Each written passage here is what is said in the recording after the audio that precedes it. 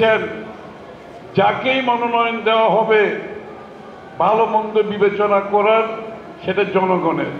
আমাদের হচ্ছে তার জন্য তাকে জিতিয়ে আনার জন্য সম্মুখভাবে থাকতে হবে, পিছন থেকে না, সম্মুখভাগে থাকতে হবে এবং আপনার কার্যক্রম জনগণের সমক্ষে দৃশ্যমান থাকতে হবে।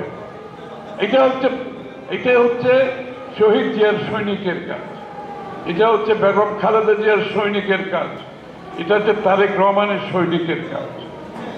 এই যুদ্ধে যদি আমরা জিততে না পারি বাংলাদেশ হেরে যাবে, বাংলাদেশ হেরে যাবে, গণতন্ত্র হেরে যাবে, আমরা হেরে যাব। সুতরাং এই যুদ্ধে জিততে হবে।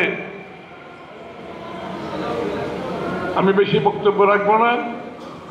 ওই 7ই নভেম্বরের চেতনায় আবার যুদ্ধে জিততে হবে। 7ই নভেম্বরের চেতনায় যেভাবে জাতিকে ঐক্যবদ্ধভাবে শহীদ প্রেসিডেন্ট জিয়াউর রহমান সাহেবকে মুক্ত করেছিল, ওই চেতনায় আমাদেরকে বাংলাদেশকে মুক্ত করতে হবে, গণতন্ত্র ফিরিয়ে আনতে হবে। 7ই নভেম্বর স্পিরিটে আমাদেরকে এই যুদ্ধে জয় করতে হবে, সবাইকে ঐক্যবদ্ধ করে আমাদেরকে এই যুদ্ধে জয় করতে হবে। এবং ইতিমধ্যে আপনারা দেখতে পাচ্ছেন একদিকে নির্বাচনের কথা বলছে, অন্যদিকে বিভ্রান্তি সৃষ্টি করতে চাচ্ছে, বাধাগ্রস্ত করতে চাচ্ছে, অগণতান্ত্রিক কার্যক্রমের মাধ্যমে দাবি আদায় করতে চাচ্ছে, জোর জবরদস্তি করে দাবি আদায় করতে চাচ্ছে, চাপিয়ে দিতে চাচ্ছে অন্যের দাবি আমাদের উপর, দেশের উপর। বাংলাদেশের মানুষ সেটা গ্রহণ করবে, কোনো সময় গ্রহণ করে নাই।